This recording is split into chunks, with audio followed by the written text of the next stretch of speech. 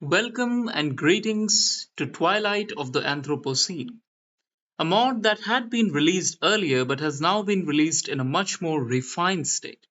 Today we will be covering the map of this mod and just going over the map a bit. In 1935, in his laboratory, Konrad Zuse had a massive stroke of luck. He accidentally invented the MOSFET transistor, which in our real world was invented about 20 years later. This of course, did not allow Hitler and the Nazis to win World War II. However, it did allow the world to have computers and internet around 20 to 30 years earlier than in our real world. And that is the main plot of Twilight of the Anthropocene, a mod where technology is a few decades ahead of what it is in our timeline. As you will see, there are numerous quirky things in this map, and today we will be going through them all. First of all, we come to Germany, which is divided into three: the Republic of Westphalia, the Prussian Democratic Republic, which is a hardline socialist government, and Austro Bavaria, which is a hardline right wing government. Now, you might wonder what happened in Germany. Well, during World War II, Hitler was successfully assassinated. And after his assassination, which took place in 1943, the Allies had to negotiate with the interim governments established by different warlords as Germany just found itself in utter anarchy because of Hitler's sudden death. Now you might ask, why did the Soviet Union survive for so long in this world? It is under Sergei Kurginin. Well, that is because the Kosygin-Lieberman liberal economic model of reform actually succeeded in this timeline. It is basically a series of economic and cybernetic reforms within the Soviet Union, starting under the leadership of Alexei Kosygin. This was mainly possible because, in this point of time, Leonid Brezhnev was assassinated in the year 1969, and this allowed Kosygin and Lieberman and their economic reforms to take place, which led the USSR into a new age of cybernetics and liberal communism. And that is where we find the Warsaw Pact today with the Polish People's Republic or the Czechoslovak Socialist Federation, the Hungarian People's Republic, the Romanian People's Republic, the People's Republic of Bulgaria, the Socialist Federal Republic of Yugoslavia, the Socialist Republic of Albania, which copied the USSR's version of cybernetic socialism and took it to a whole new level because now we have got Enver Hoxha still alive in the form of a computer program, carefully ruling his bunker regime. Oh my god.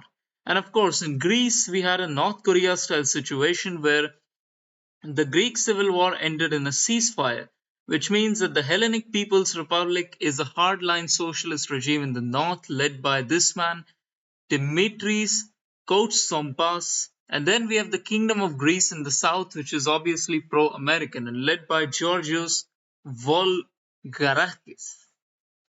Then, of course, we come to the rest of Europe like Ireland, the United Kingdom, which is under Jeremy Corbyn, the French Republic, and the Spanish Republic. Yes, in this timeline, after Franco's death, the Republican guerrillas and their militias took over, and Spain became a socialist government. But Spain is not the socialist of the Soviet kind, they are a neo socialist government. So their socialism is slightly different, and they align with their own mostly. The same happened in Portugal, where we have got Jerónimo de Sousa as the socialist leader. And then we come to Asia. But of course, you all are waiting for, why the heck is there a giant river in Libya? Well, in this timeline, because of the USSR being there to protect Gaddafi's backside from American aggression, Gaddafi had a much more stable rule, let's just say. And his erraticness was quite protected by the USSR's umbrella. As a result, Gaddafi's money was not wasted on constantly defending himself against American plots and bombings.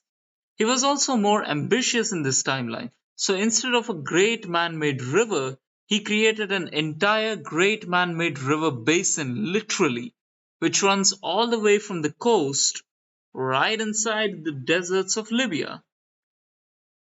But another interesting lake which you will see is in the Commonwealth of Australia, and you might be wondering what has happened here? Well, you see, in our real world, Australia did have an idea floating to create an inland lake through dams and canals. Now, in our timeline, this silly idea was obviously rejected. But in this world, the world, remember, was 30 to 40 years ahead in terms of technology. And so the Australians actually managed to do it. And now the town of Alice Springs has exploded in size, becoming a hub of tourism. And Australia has this nice inland lake, so they can enjoy it. The same as Libya. Then we move on. We have got some standard stuff here like Algeria, the Republic of Tunisia. The United Arab Republic still survives in this timeline, but only in name. In this timeline, Egypt never fully gave up its LARP as the head of the Arab world. Then in Turkey is pretty much the same, and Israel is socialist in this timeline. Then we have got Syria, the Islamic Emirate of Iraq, which is under ISIS, and then the Republic of Iraq, which is under the Ba'athist remnants, and the provisional government, then Kurdistan and the North Mesopotamian army. Then we have got the Socialist Republic of Iran and the Kingdom of Duranistan, which is a weird amalgamation of Afghanistan and Pakistan. Due to the existence of socialist regime in Iran and the Kingdom of Duranistan, and because Nasserism was slightly more successful in this timeline, we never really saw radical Islam rising up the way in which it did in our timeline. So instead, the Islamic world is still pretty much divided between nationalism, socialism, and a more conservative form of Islam. As you can see, even the People's Democratic Republic of Yemen has survived in this timeline. Then we come to the Bharat Democratic Republic, which is led by Rahul Gandhi, and he runs something called sweatshop socialism, mixing a largely free market current with a robust eugenicist welfare state and massive government oversight. You might be asking why this happened. It happened because in this timeline, the Congress Party, the Indian National Congress Party, managed to rule without any limits on its de facto rule. And of course, India, in this timeline, when the Chinese attacked India, or if you ask the Chinese, when the Indians attacked China, they established a puppet state called the Confederated People's Government of the Northeast. It is a hardline socialist state. And Nepal went Maoist, same as in our timeline. Then we have got the People's Republic of China and the People's Republic of Mongolia. But wait up. I bet you're wondering what happened to Japan in this timeline? Why is the Empire of Great Manchuria a thing? Why is Japan allowed to be an empire? Why has Manchuria survived? Well, you see, in this timeline, Japan had things go slightly different. Because the German Empire collapsed, the Japanese actually managed to get their heads together and they negotiated with the Americans for a more conditional peace because, as radical as the Japanese were, they cannot keep fighting once the Axis powers literally stopped existing because of the sudden assassination of Hitler. And one part of this is that Manchuria managed to survive. And after the Japanese surrender, Manchuria has in fact become a pro American state. It is now a multi-racial empire of Manchukuo, and it is a useful bulwark against the socialist powers of China and the USSR. Then we have got the People's Republic of Korea in this timeline. The Koreans managed to reunify themselves much more amicably, mainly because of the presence of Japan. Then we come to the People's Republic of Burma, Thailand, and you will ask, what's happening here? Why is Vietnam still divided? Why didn't Vietnam win the war? I mean, North Vietnam. A lot of wild things happened in Vietnam in this timeline. In this timeline, the Vietnam War pretty much went the same as real life until early 1967, when Barry Goldwater suddenly decided to drop a tactical nuclear bomb on the Mui Gia Pass to try and significantly hamper the ability of the Viet Cong to supply themselves along the Ho Chi Minh Trail. However, this did not become successful, and so in November 1967, President Goldwater ordered another bomb to be dropped on Hanoi to take out the North Vietnamese government. Unfortunately for Goldwater, This plan was discovered by a Soviet spy. So the Soviets prepared anti air positions surrounding Hanoi to take out and shoot the plane down.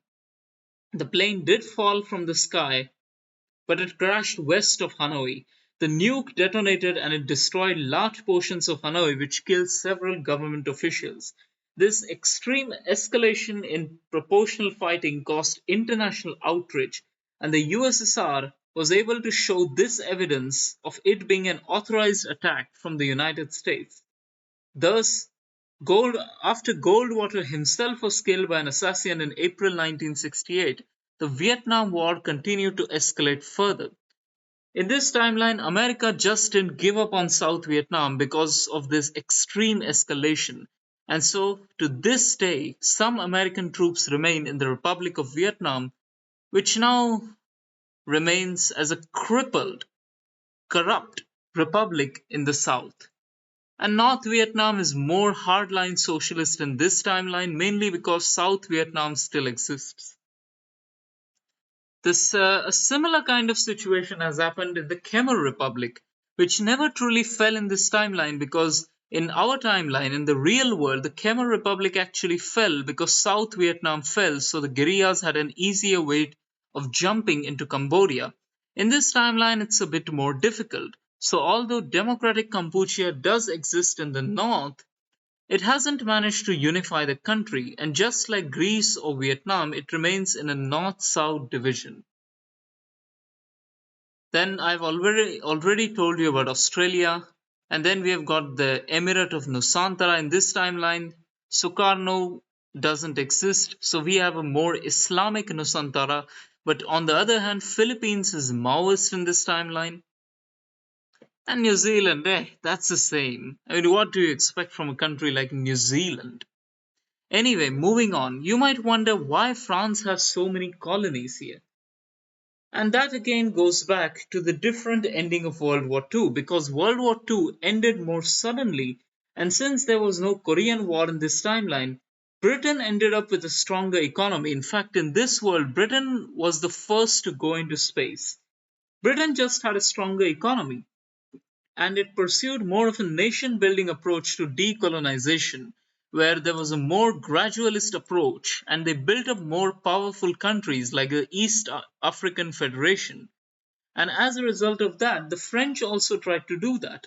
But they established a looser international group, like the Commonwealth, called the French Union. It is a system which sought to incorporate many of France's colonies and overseas territories into metropolitan France. Now, this did not succeed entirely. It failed in Algeria, where we have the Zaire Republic, and it failed in Indochina, but elsewhere in Africa it did succeed. And so to this day, France has a sizable, some call it colonial empire, some call it new relationship with the natives. But anyway, moving on to other countries like the Gambia, the United Republic of Guinea, the Republic of Guinea, then Sierra Leone, Liberia, Mali, Burkina Faso, Ghana. Then we have got the People's Republic of Dangzome, which is Togo. No, I forgot what. Oh, I think this is Benin. And then we have got Cameroon, and then we come to the Federal Republic of Nigeria. So in this timeline, the Biafrans managed to win their war. And so Biafra is still a thing. Now, why did the Biafrans win the war? Because during the war in January 1968, French intelligence agents working covertly in Nigeria discovered a plan by the commander Yakubu Gowon of Nigeria to starve out Igbo civilians by cutting off their food supplies and taking the strategic port of Harcourt. As a result of this, both Biafran and foreign troops prioritized the southern flank, making sure to keep their logistical paths secure. And thus, due to taking Port Harcourt, Biafra cut off a major artery of the Nigerians, and this resulted in the Biafrans winning the war. And thanks to the Biafrans winning the war, the Republic of Benin and the People's Democratic Republic of Ambazonia and the Federal Republic of Ambazonia also managed to get its independence from Nigeria. Meanwhile, This loss for Nigeria came as a big blow to the prestige of the UK and the USSR as they both backed Nigeria. There were four more continuation wars after that, but all of them ended with pretty much the same result. The Biafrans retained their independence. Then we come to the Republic of Sudan, which is hopelessly fighting a civil war with some weirdos like the Lord's Resistance Army. I bet some of you might like to live here. It is perfect for HOI4 modders, I've heard. Then we come to the Somali Democratic Republic. In this timeline, Siad Barre managed to win his war, and Ethiopia then completely collapsed and unraveled. In this timeline, Siad Barre was aided by the USSR because they thought that his interpretation of Marxist Leninism had a better chance of actually surviving. And so we have the Republic of Eritrea, then we have got the People's Army of Tigray, which is a leftist state, then the Sultanate of Ausa, the Republic of Amharia, which is what remains of Ethiopia. It is now an ethno nationalist state strictly for the Amhara people, the core people of core Ethiopia. And then we have got the Republic of Oromia, which is made up of the Oromo people. The Oromo people are the same people for whom the Somalis fought this war against the Ethiopians in the first place. And the Republic of Oromia is pretty close with the Somalians, although they are not really left wing, but they're still social democrats. Then we have got the East African Federation. Remember Britain and its nation building. In Zaire, the state of Katanga remains independent. Then we have got the National Congress of the People and the Allied Democratic Forces in here. Portuguese decolonization pretty much went the same as our timeline. Then we have South Africa, which still remains under a right wing government in this timeline. Memories of a titan, Nelson Mandela, considered by the same group in our society, he died like a dog in prison. So in this timeline, there was no liberation, and South Africa remains an extremely isolated state of apartheid. Then we have got the Republic of Botswana, again, nation building. Then we have got the Commonwealth of Rhodesia and Nyasaland. You can guess what happened here. And then, of course, we move on to America and Canada. So, America is under Alexander B. Johnson. Yeah, in this timeline, he's an American. And he's in charge of America, in fact. So, let me give you a quick runaround of who were the presidents of America in this timeline. We got Roosevelt until 1945, then Henry A. Wallace from 1945 to 1953. Then we have got Eisenhower, then Nixon until 1965, then Barry Goldwater until 1967 when he was murdered. He was succeeded by Richard Russell Jr., who ruled until 1969, then Storm Thurmond in 1969. He had only one term until 1973 when he was beaten by Robert F. Kennedy. Kennedy led until 1981, then Mo Udall, Jerry Brown, Ross Perot, then Newt Gingrich, Pat Buchanan, Joe Lieberman, Donald Rumsfeld, Barack Hussein Obama, and of course Boris Johnson. Now, you might wonder why Pine Ridge Agency and the state of Cascadia and the state of California are independent countries here. Well, they are not independent countries. You see, due to all this internet and technology thing, the government type of these states like California or Cascadia have become so different because of all these weird political machines that they are represented as slightly divergent on this map. They are still a part of America, but thanks to these things, they're slightly different. Like, for example, in Cascadia, we have the far right Aryanists, and they have developed their own political machine in Cascadia. Then we have got the Portland Executive Committee, which is under the control of the anarchists, and there's nothing much that the state can really do about it. And then we have got the state of California, which is again its own thing. And so that's why they are represented as different on this map. Then we have Cuba, where the revolution went pretty much the same as our timeline, and Mexico, Guatemala, Honduras. In this timeline, La Paz del Salvador military region is separate from El Salvador, the Nicaragua, the Commonwealth of Mosquito. Again, Nicaragua, the same thing happened as the real life. The Somoza dictatorship fell, But since the USSR has survived, the Sandinistas never really fell. So the Sandinistas remain in control of Nicaragua in this timeline. Then we have Costa Rica, Panama, Colombia, Venezuela, Ecuador, Peru. In Peru, they have a civil war against Chairman Gonzalo's Peruvian People's Government, which I hope no one is hungry and no one is pregnant, let's just say. They have got some really dodgy money sources too. Then Brazil, Bolivia is socialist in this timeline. Then we have got Chile, Argentinian People's Front. Argentina is divided up in two in this timeline. Uruguay and Paraguay. In this timeline, the Bolivian leftist junta never really fell and they transitioned into a semi democratic socialist state. And that is the state of the world in 2021. So I hope you like playing Twilight of the Anthropocene. A link to the mod has been given in the description. Have a great day.